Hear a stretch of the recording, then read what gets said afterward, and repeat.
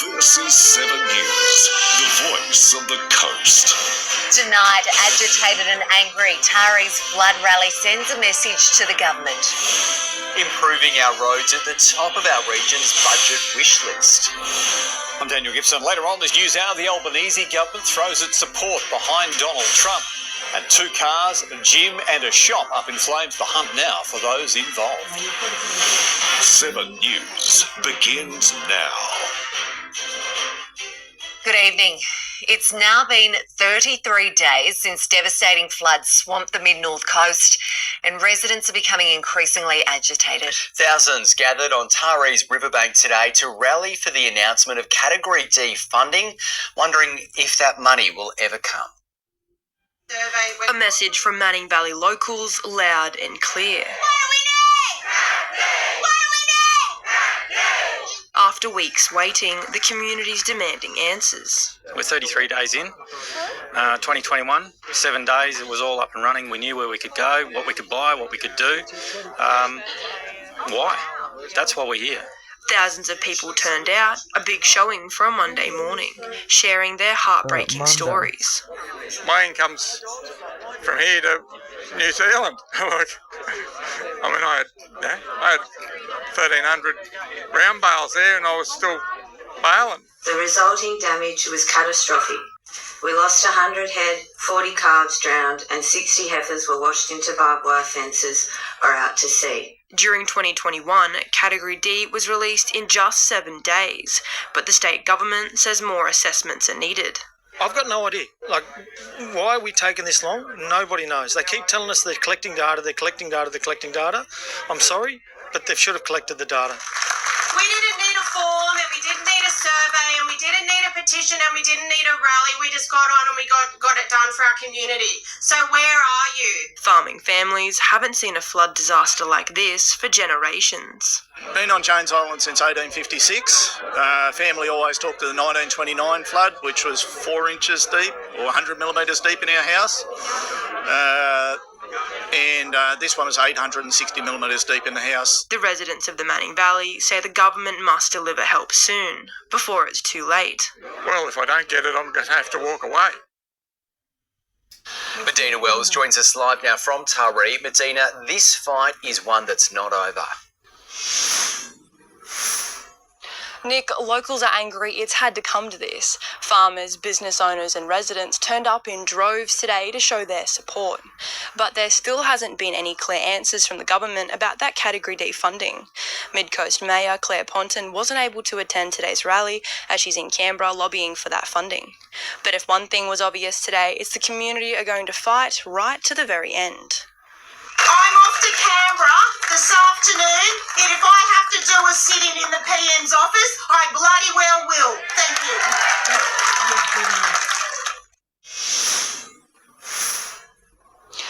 you. The Manning Valley are hoping that the Prime Minister and the Premier heard them loud and clear, because they're not going to stop until their needs are met. Yeah, it's a very strong message there from locals. All right, Medina Wells in Tari, thank you. And staying on Tari's flood recovery, more than 50,000 tonnes of waste has been removed in the past month, and a large amount of this waste has been removed from parks and gardens. Fotheringham and Queen Elizabeth Park among those closed off and waiting assessment.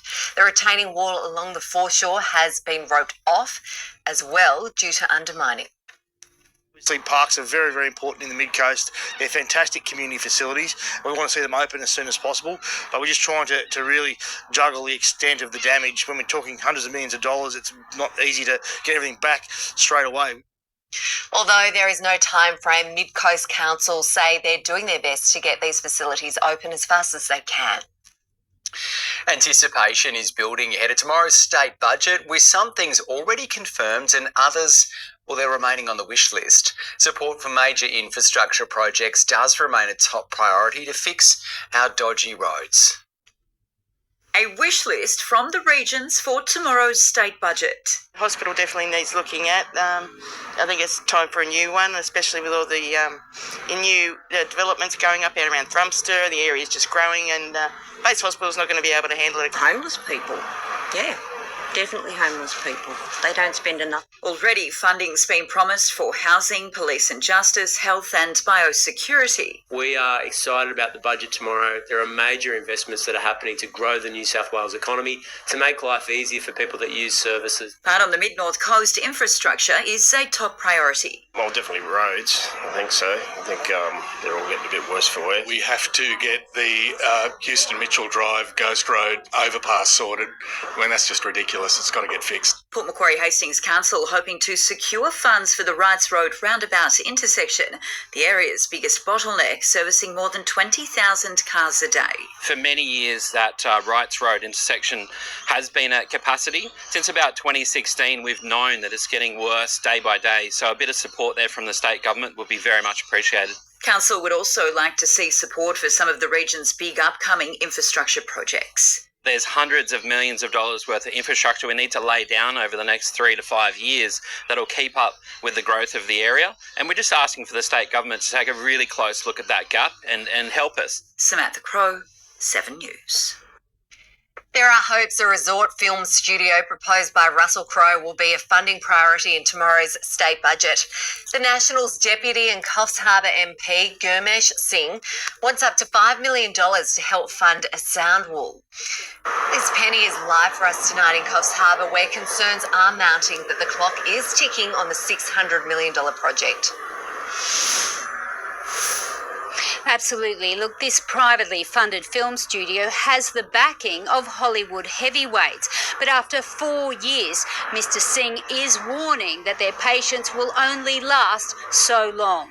Now, progress has been halted by the state government's refusal to extend 8 kilometres of noise wall for the bypass by just another 400 metres. The cost estimated to be less than $5 million. Instead, announcing a $100 million spend on a film studio for Sydney.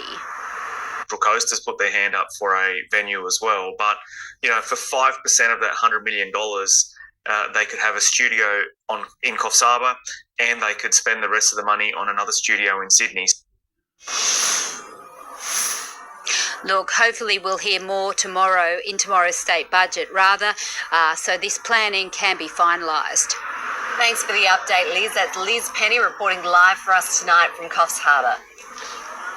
A groundbreaking new study is shining a light on the unsung heroes who helped the Northern Rivers get back on its feet. The results show women stepped up and made a big difference when the region was hit by disastrous flooding. She's the face of resilient Lismore, who kept a cool head when a community needed her the most, now transitioning from a role with council into the executive director's chair. Because I kind of dropped everything else in my life and switched into community organising. So I was coordinating trucks, I was coordinating goods, I was organising volunteers. And while the focus in the 2022 weather events was rightly on those dramatic rescues, women like Ellie were quietly leading complex, sustained recovery efforts through a variety of different networks in the months and years after. But when we move into the recovery, it's very much about care, feeding, clothing, caring, sheltering, and I think that's just a gendered thing. Research done by the University Centre for Rural Health in Lismore, providing long overdue recognition. And we looked at documents available as well, like the transcripts of the New South Wales flood inquiry. The research shining light on the unsung heroes like Ellie. It's really important to give recognition to the women who played such a pivotal role in the Northern Rivers flood recovery. Women's leadership key to the region climbing off the canvas. And if we want more resilient communities, we need to start by recognising and resourcing the people already doing the work, and that means local women. Resilient Lismore, growing from a volunteer organisation to a medium-sized charity. We deliver community preparedness workshops, we do community events, we have tool workshops and tool skills, so we do a broad range of recovery and resilience initiatives. A resilient community, slowly bouncing back. Paul Jobber, 7 News. The humpback whale migration is keeping us entertained as they head north. Spotted rolling and playing in warm, shallow waters off the Coffs Coast this week. They're heading up the east coast to warmer waters from now until August for the breeding season, after a summer spent feeding on krill in the Antarctic. Taking time out to thrill spectators too, breaching and launching themselves out of the water. Beautiful Oh, creatures. they do look spectacular, don't they? Really. All right. Someone else that looks spectacular. Oh, our weather presenter, Hello! Kirsty Fitzpatrick. I can't quite breach out water. You've got your own humpback highway going on over there with the weather. I know. That's it. I know. Well, I tell you what, it was a nice day to be out whale watching. Let's use that as the segue. Hello, everyone. It was quite a nice Monday that we woke to mostly clear skies and cool minimum temperatures across the day. A little bit of passing cloud too. Our maximum temperatures in the low 20s, 22 degrees in Kempsey. Similar conditions further north of Coffs Harbour. 21 degrees around Ballina today, where we had quite a light breeze this afternoon. A very high humidity around the Byron coast though, so often temperatures felt warmer than their maximums. At 3:30 this afternoon, we reached 19. It felt more like 20. Coolangatta reached 20, but it felt like 22 degrees. We had a bit of drizzle too, 3 millimetres through Byron, 7 millimetres in Ballina. Now, there are some showers forecast around tomorrow. I'll have those details and no more whale actions. You know what, Kirsty? I don't think I'll get over that whale yet. That was amazing. Maddie was having the best time. Yes. Never change. We love you. Oh, thank you. True story. Thanks, Kirsty. Still to come in 70s, better sporting grounds and fixes for local roads. The local council identifies their big ticket items. And a setback in the construction of the Clarence Valley's new fire control centre. A little later on this news hour, Iran issues chilling warning after the United States wades into its conflict with Israel. Plus, what it will mean for petrol, grocery prices and international travel. And a man abducted his property satellite. The violent home invasion in Melbourne. Big ticket items are on the wish list as part of the Port Macquarie Hastings Council's operation.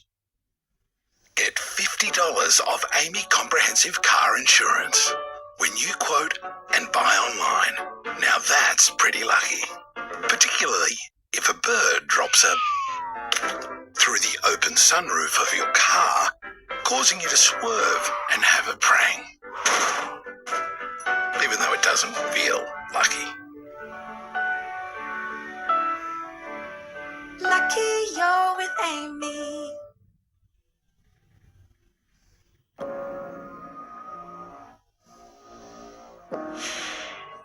To claim the most extraordinary win.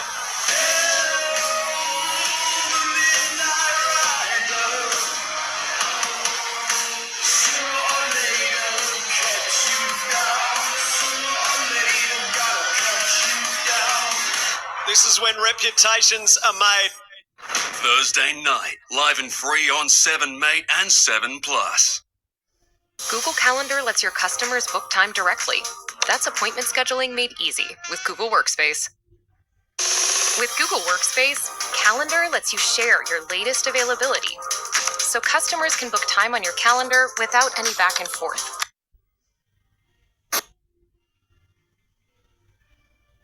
Are all set to be delivered.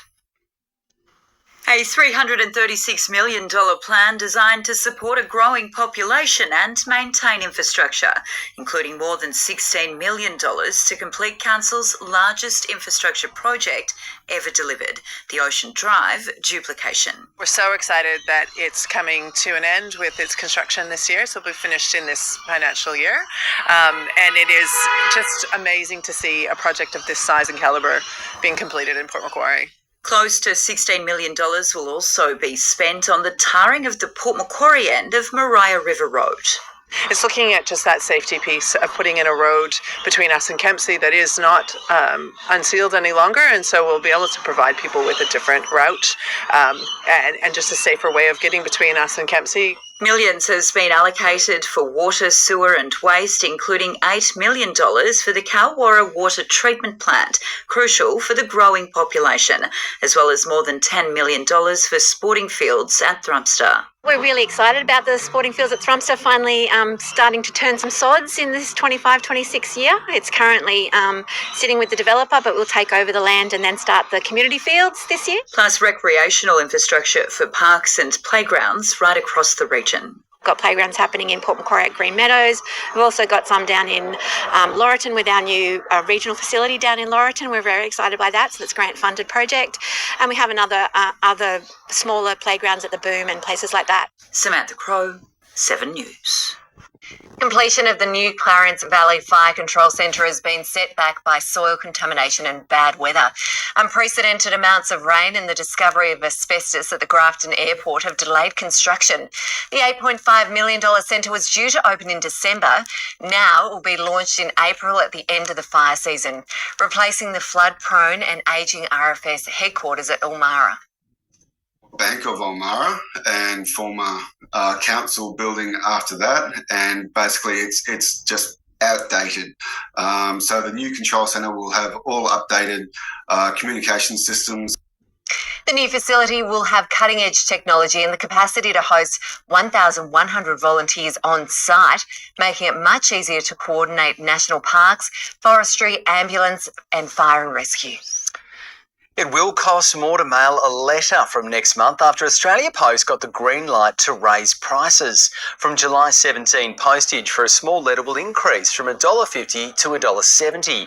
Concession stamps remain at 60 cents and 65 cents for Christmas stamps. Now, Australia Post says that these increases will help cover the rising cost of delivering letters, which have dropped to their lowest numbers since the 1950s. Charities are urging communities to give back and make a tax-deductible donation before the end of the financial year. As the cost of living continues to bite and the housing crisis grows worse, so too does the demand for food, clothing and mental health support. People could donate as a one-off, they could do smaller amounts regularly. It really does make a big impact for us and helps us, particularly purchasing those food items that we can't get donated. In Australia, any donation made over $2 can be claimed on your tax return. Up next in sport, Ballina stay on top for Far North Coast Rugby. And Coffs Harbour and Benora Point battle it out in a thrilling netball final. Tomorrow on Sunrise, not one but two chances to win big. The cash cow is back, so stand by the phone. And be watching to score your share of luxury goods with the Sunrise Prize Factory. See you in the morning. A spot in the combined high schools netball state titles went down to the line in Coffs Harbour today, and the clash between Coffs Harbour Senior College and Benora Point went right down to the wire. It was end-to-end action for the full duration, possession in constant ebb and flow, a strenuous ordeal for the coaches to witness from the sidelines. There was really not much more than one goal in between it the entire game, so it was very evenly matched and highly skilled girls. Benora Point in blue and gold determined to take their regional trophy through to a state final. They play together on weekends and they play together in rep sides and they really know each other very well and read the play really well together, and their teamwork is incredible. Coffs Harbour Senior College pulling out all the stops to even the score, fighting weariness without any backup on the bench. Stressful, we didn't have any subs, but just again playing our game and working together. Benora Point continuing in relentless fashion. They were very competitive. Their goal shooter was amazing. Coffs Harbour's goal shooter equally impressive, skills honed on the front lines of competition. I don't practice very much anymore. I should, but I play 3 nights a week, so I get pretty much a lot of practice from that. Benora Point staging a sensational goal in the final second of play to force the game into overtime 30-all.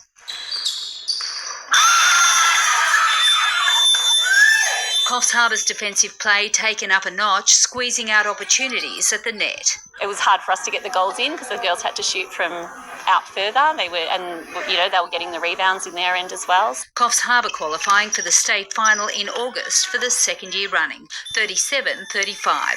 Liz Penny, 7 News. The Ballina Seahorses have consolidated top spot on the Far North Coast Rugby Union ladder. The team took an 11-point lead into half-time on the way to a 35-5 smashing of Casuarina. Wollongbar Alstonville remains in second place, only 4 points adrift of the ladder-leading Seahorses.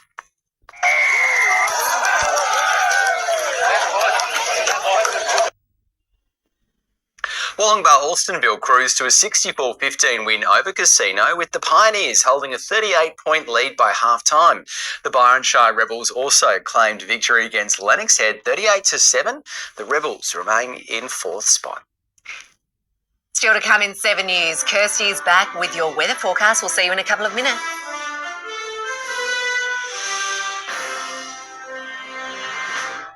Hello again, everyone. We're expecting wet, windy and cool conditions for most inland parts of the state for the first half of the week, thanks to a trough and a low pressure system together creating unsettled weather. That's while the coast remains dry, but as this system begins... Get $50 off Amy Comprehensive Car Insurance when you quote and buy online. Now that's pretty lucky. Particularly if a bird drops a through the open sunroof of your car, causing you to swerve and have a prang. Even though it doesn't feel lucky. Lucky you're with Amy. Something I'll tell you for sure. Not a lie, it's almost law. This Land Cruiser drives us home. Toyota.